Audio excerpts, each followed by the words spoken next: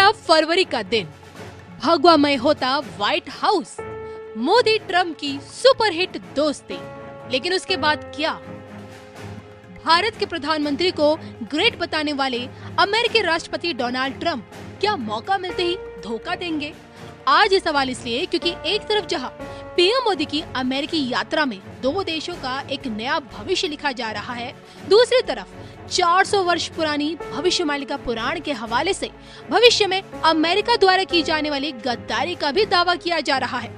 Bharat America के बीच double trade हो सके, इसके लिए तमाम तरह के कई समझौते किए जा रहे हैं।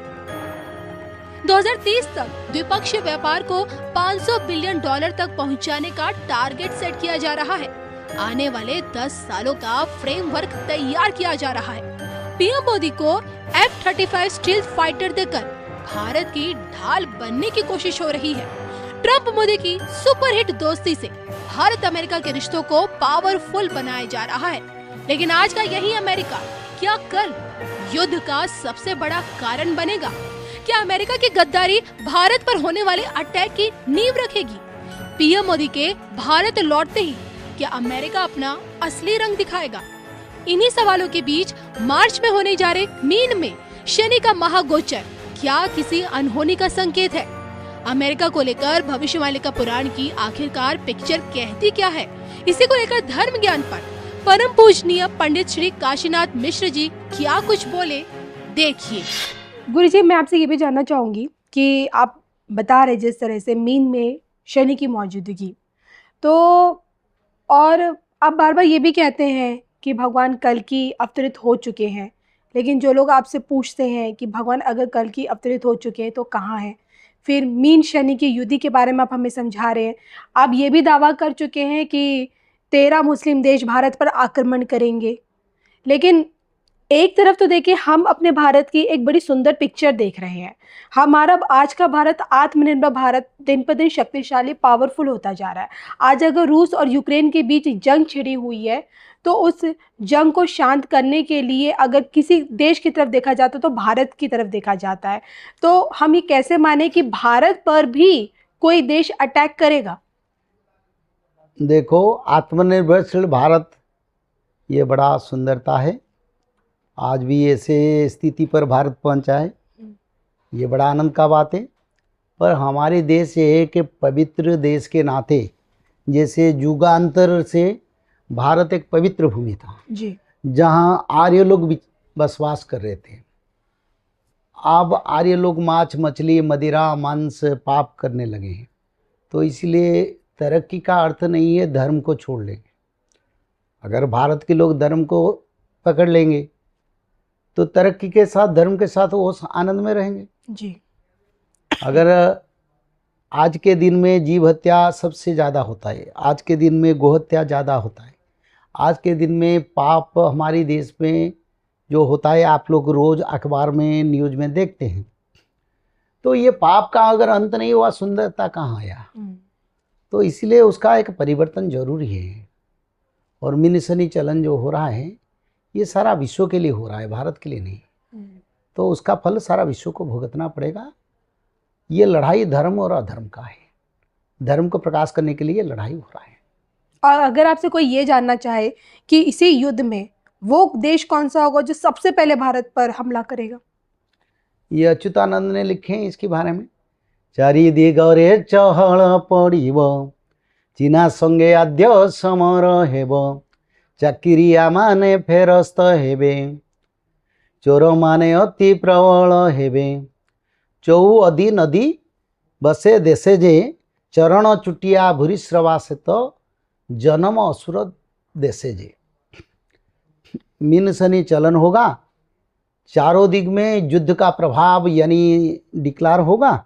उसी समय चाइना के साथ पहला समर भारत का होगा और उसका साथ फिर किसका युद्ध होगा, इसको भी अच्युतानंद ने लिखे हैं। जे यही भारत तो ऊपर चीना देव धाड़ी निश्चय जबन तुले। बोले मैं गारंटी के साथ कहता हूँ, भारत का साथ जो आद्य समर चाइना करेगा उसका साथ पाकिस्तान भी रहेगा। अच्छा, तो दोनों मिलके वार करेंगे, ये लिखा है। चाइना के साथ वार होगा और बड़ा युद्ध होगा। और भूरिश्रवा जो द्वापर युग में युद्ध न कर नहीं पाया, वही आज चाइना का प्रधानमंत्री राष्ट्रपति है। वो बड़ा आनंद के साथ पुराना जो युद्ध का इच्छा उसका पूर्ण करेगा। यानी कि आप यहाँ पे राष्ट्रपति शी जिनपिंग की बात कर रहे हैं? हाँ, उनका राष्ट्र मुख्य जो है वही भूरिश्रवा की पूर्व जन्म और इस जन्म में ऐसे नाम पर जन्म हुए। अगर आप हमें भूरिश्रवा के बारे में कुछ विस्तार से बता सके, जो लोग नहीं जानते उनके बारे में। देखो, भूरिश्रवा जो है वो बड़ा योद्धा था और उनके मस्तक पर जब तक अपना पगड़ी रहता था तो उनको धरती पर हराने वाले कोई वीर नहीं थे द्वापर युग में। अच्छा। तो महाभारत युद्ध में उन्होंने दुर्योधन को बोला था मेरे को सेनापति बनाओ। तब दुर्योधन ने उनको नहीं माना, सेनापति नहीं किया। भीष्मदेव पितामह भीष्म को बना दिया। फिर अंत में सभी सेनापति, जैसे कर्ण सेनापति था, द्रोण सेनापति थे, और जैसे उनका लास्ट में जो सेनापति जो अश्वत्थामा भी था, तो ऐसे भूरिश्रवा भी इच्छा था युद्ध करने के लिए, उनको सेनापति नहीं बनाया। अंत में उनको सेनापति बनाया तो उन्होंने अपना पगड़ी को बांधते बांधते समय चल गया 18 दिन का युद्ध, तो उसके लिए वो युद्ध नहीं कर पाया। तो इस जीवन में उनका युद्ध का हिस्सा पूर्ण हुआ, क्योंकि महाभारत का युद्ध होने वाला है जी, वो भी भूमि के लिए। क्योंकि द्वापर युग में भगवान 5 खंड ग्राम मांगे थे जी, और इस युग में भगवान कल की 7000 स्क्वायर फुट जमीन मांगेंगे। अच्छा। बस उसी कारण वार होगा। ज़मीन के टुकड़े के लिए फिर से हमें एक जंग देखने को मिलेगी जो महाभारत से भी ज़्यादा भयंकर होगी। लेकिन इस जंग में अमेरिका कितनी बड़ी भूमिका निभाएगा, इसलिए क्योंकि अब जब ट्रंप अमेरिका की सत्ता में आ चुके हैं दूसरी बार, और ट्रंप को तो पीएम मोदी का जिगरी दोस्त माना जाता है, तो जैसे हम दोस्त मान रहे, क्या वो कल दुश्मन बनेगा हमारा? कलियुग के विश्वासघातक पाप से 40,000 वर्ष कलियुग का आयु कट गया जी। आप समझते हैं इसका अर्थ? कलियुग में विश्वासघातक पाप से 40,000 वर्ष कलियुग का आयु कट गया।